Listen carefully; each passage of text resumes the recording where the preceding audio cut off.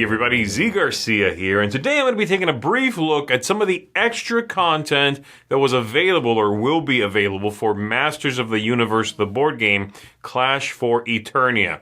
I'm going to be looking specifically at the gameplay extra content, meaning I'm not going to be looking at the 3D pack. And like I said, we're going to be looking briefly at each of those. I'll show you some of the cards, I'll show you a couple of the minis, and kind of tell you my feelings on the box as a whole. So let's go ahead and jump into it. So here we're taking a look at the Shira and the Great Rebellion box. This one's going to give you a new faction. You can tell what the faction is from the background or if you know the characters. But really that's a bit of a misnomer because everything in this game can be mixed. So it doesn't really matter that they're from different factions. You can still take Shira and throw her in with Skeletor if you want to. So that's not going to be a big deal. And then you've got, of course, some of the minis. I'm going to show you just a couple of them here. And then some new minions that, again, you can choose to use these no matter what scenario you're playing with. And then a new type of terrain here. And so you have a terrain card to help you with that. Ice walls. And then Swift Wind, which is a mount as well, if you're using one of the mount scenarios. This box did not come with a leaflet, so there were no new scenarios.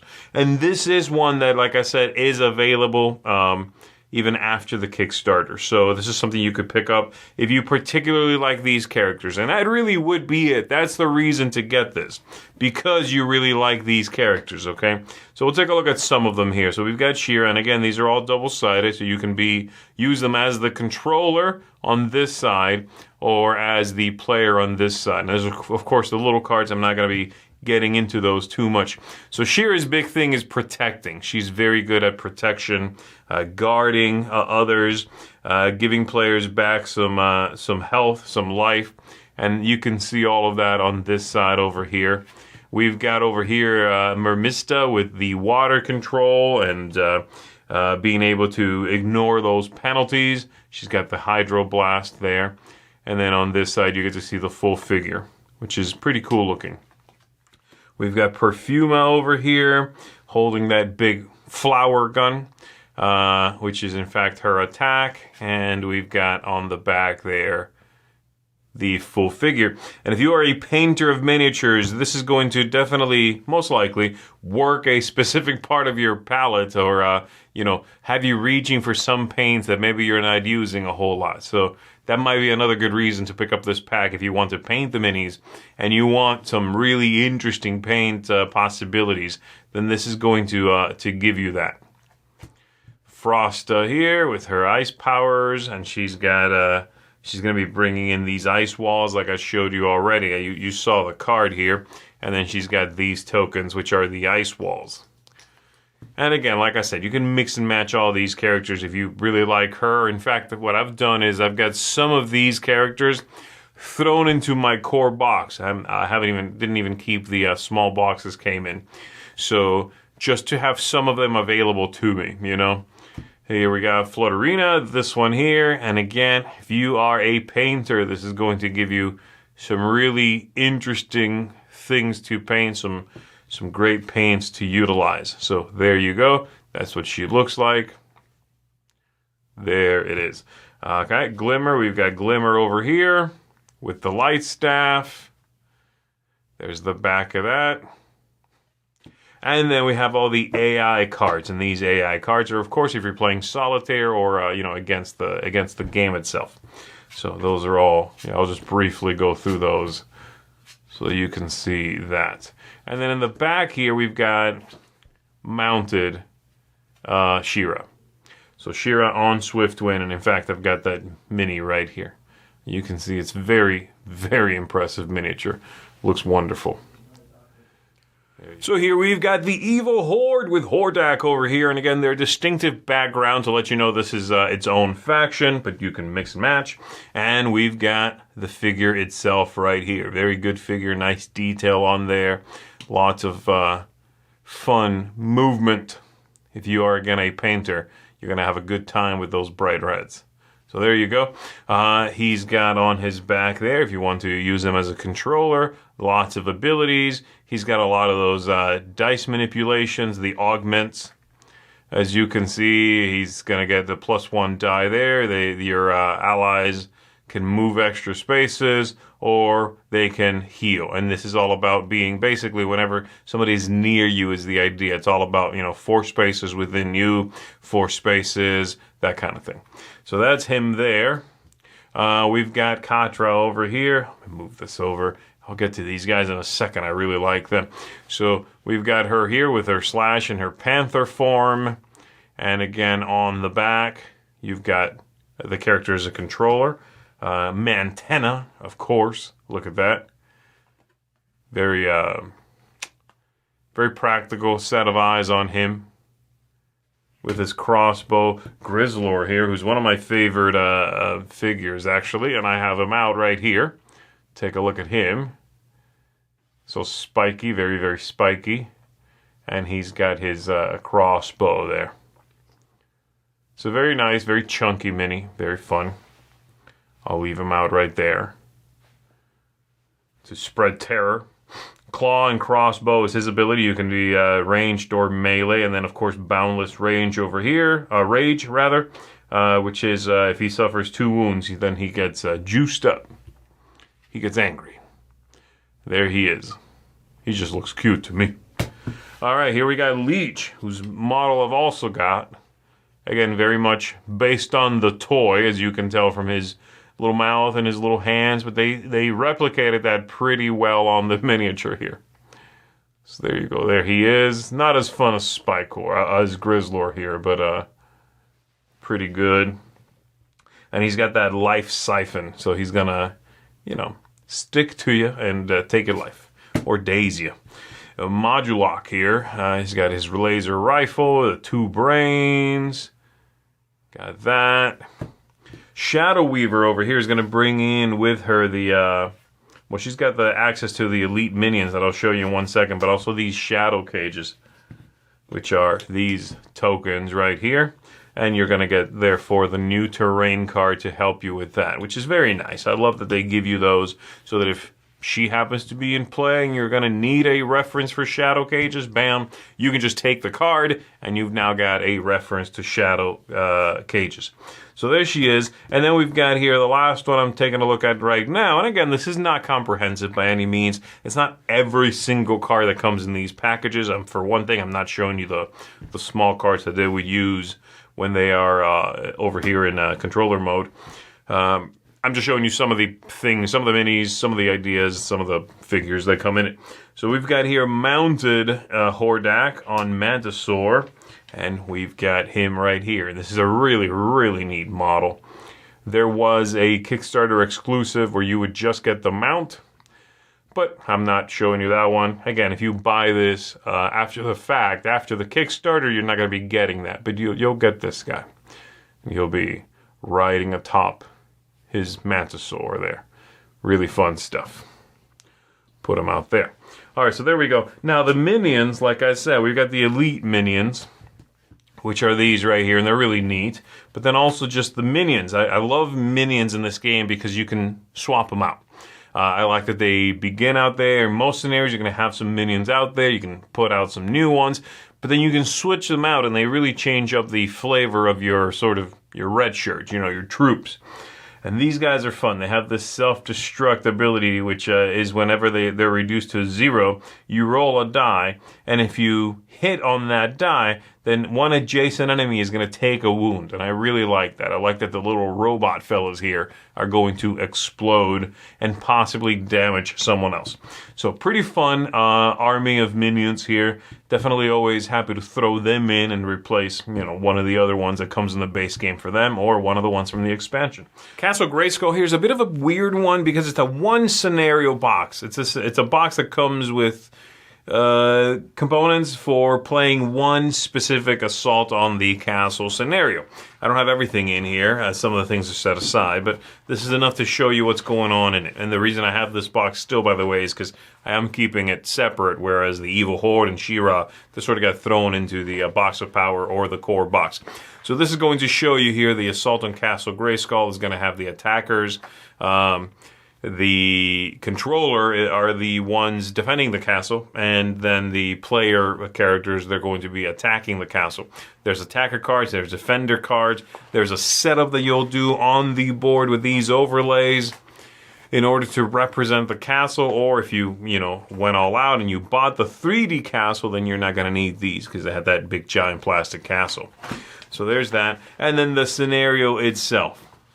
There it is, the Siege of Grayskull. That's the scenario you are playing, showing you different points that you're trying to control, locations on the castle that can be attacked, broken down, and victory points can be earned that way. It tells you over here kind of what you're getting.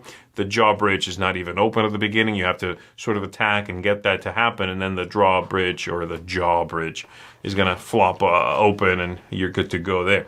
So it's fun. It's a neat idea, and it's kind of like a, hey, I want to do something weird. I don't want to just play another normal scenario. Let's do the castle defense scenario.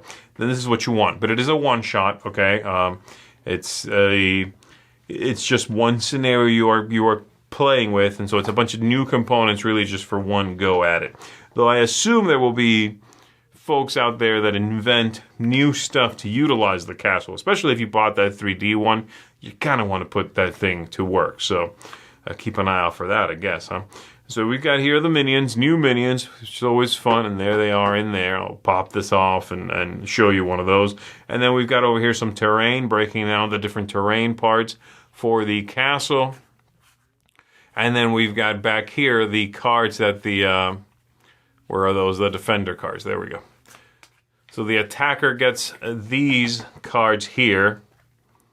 Each player gets one of those, or each character gets one of those. And then the defender, as the game progresses, they're going to get new defense cards added to what they can do. So those are the defense cards, all the terrain like you saw, and the two different minion groups. And we can just pop this open and show you those characters there. So we got these. And I really like minions, like I said. This is one thing which is so easy to change in the game and gives it a lot more fun and personality. I can say, I want to throw these guys in instead of the Snake Man or whatever, and then that'll change it up a little bit. Or the fun explodey robots. So there we go. That's Castle Grayskull, Attack on Castle Grayskull. I'll talk a little bit more at the end about kind of the order in which I would prioritize these, but this one definitely feels more like a niche or a specialty engagement one. This is not one that this is probably the one I would get last, I guess is what I'm saying. This is one that you're only going to want to jump on this if you've got everything else, or there's something about defending the castle that really completely, fully appeals to you, then yes, absolutely. But the other expansions feel like they give you a little bit more fun in the mix and match realm of the game, which is absolutely one of the strengths of the game. So there you go, Assault on Castle Grayskull. This expansion box does come with a book, and this book is going to give you some new scenarios. So you're going to have here this Pit Bosses scenario, this Mind the Gap one, and then there's even one on the back here, which I'll show you in just 1 second, which has a really fun surprise to it. That fella right there. So we'll take a look at him in just a little bit. But there you go. You got some new scenarios in there. And then, of course, new characters. Again, they have their own background because they belong to this faction here. And you can, mix and match that however you want to. So we got over here King Hiss, of course, the Supreme Commander. And there he is on the back. You can get a good full image of him.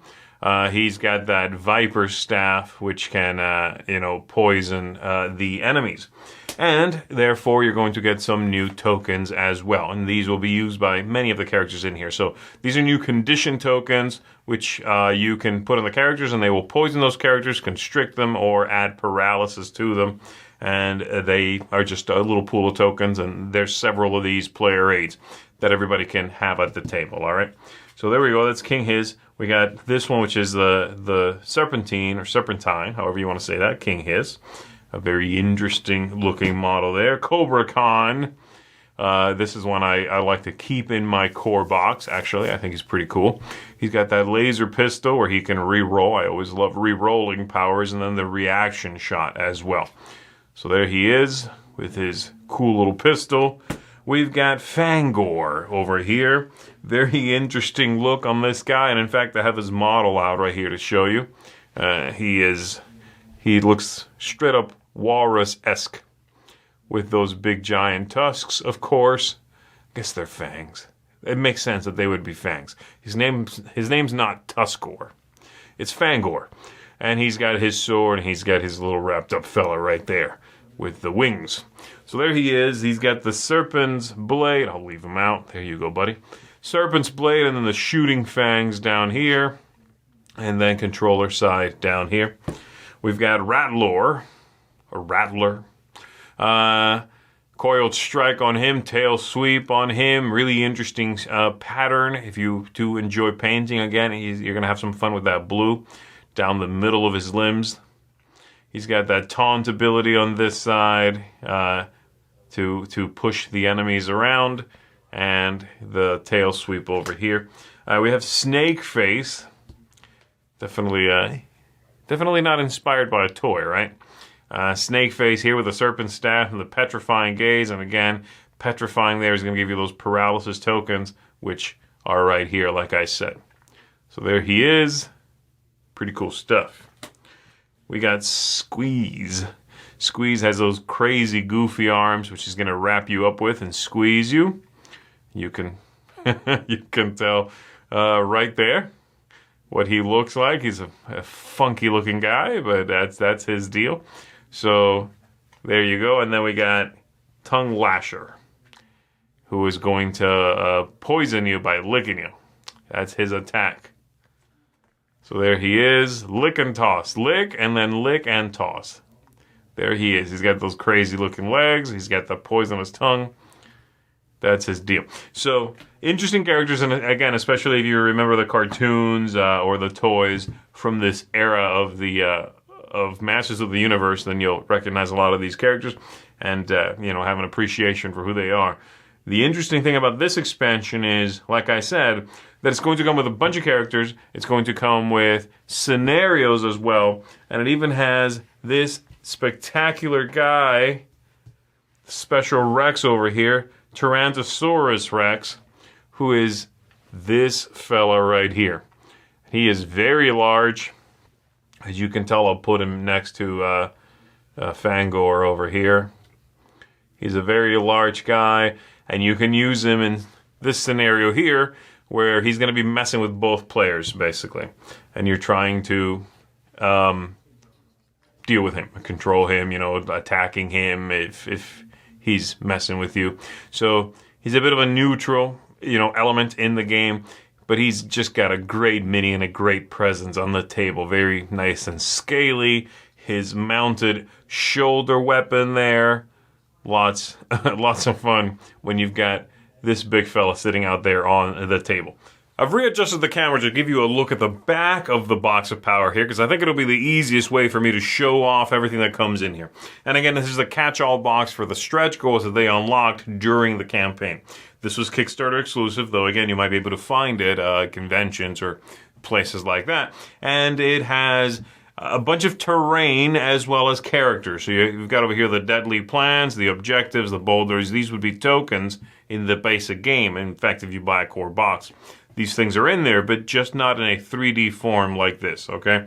And then besides that, we've got quite a few characters. So we've got all of these at the top here, the good guys, so to speak, and then some bad guys down here, as well as some weird, goofy stuff like the little He-Man clones and Skeletor clones, and then some NPCs down here as well. We got Swiftwind, just as a mount, and we've got King Randor, Battlecat, Cringer, cringing right there, and Panther. So all of that good stuff. And the rule book, or the scenario book, I should say, is going to give you some new scenarios. So let's quickly look at that, and then I'll show you some of the cards and some of the minis a little closer up. So we got He-Man everywhere, Skeletor everywhere. Those are the ones that are going to use those little clones. And again, a lot of these are a little more goofy, a little sillier, in tone especially. Got Save the Holidays over here with Skeletor trying to ruin the holidays. We got Coup de Grace over here, and this one's going to include the mount You can tell that this should be a mount. It can be any mount you want to. You know, you can use that. And then some of these later ones especially prioritize using mounts because many of the other scenarios in the book do not in the basic box. So mount there. Mount Rivalry would have 2 mounts, one on each starting corner there that you are going to try to, you know, utilize. And again, this can be any mount you have.